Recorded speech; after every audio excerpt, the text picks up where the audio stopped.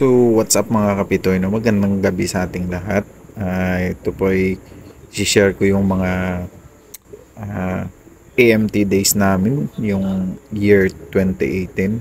So, subaybayan nyo itong mga different videos na i-upload ko. Ito ay makakatulong sa inyong lahat, sa mga followers ko, tsaka sa iba pa.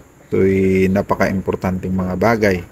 Kung gusto nyo matuto kung paano bigay ng first aid sa ating mga patient.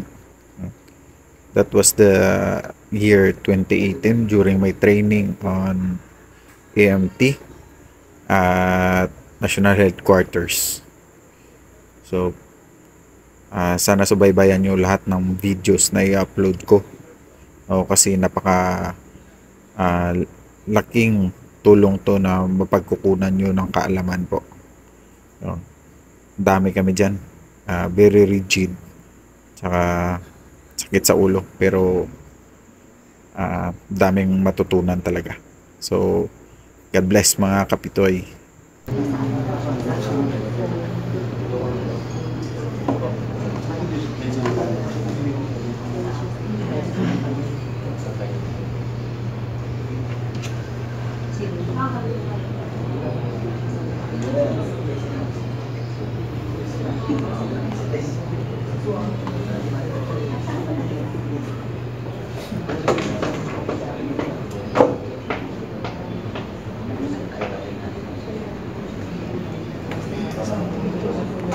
So, hawak mo lang ito, di ba?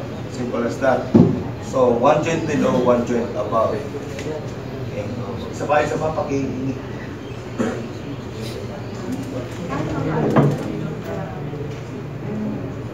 So, ilan na tayo? 6 lang.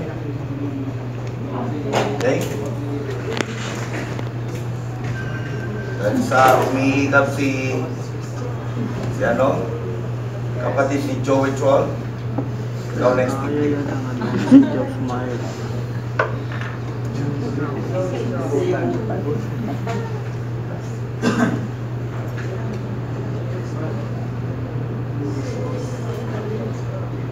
Anim lang, di ba?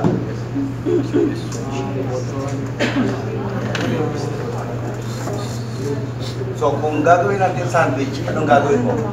Ilan yung gagawin natin? 1, 2, kalso sisingit, 3. Kalso, 4, 5. Kalso, di ba? 6 ito. Tapos ilang tali mo? 8, 10. In between, 11, 12. That's 12 steps. Ito, hila mo, 1, pasok, 3. Tapos. Okay? Now, paano naman kung ang layo mo at ang meron lang tayo elastic bandage? Or, meron ka lang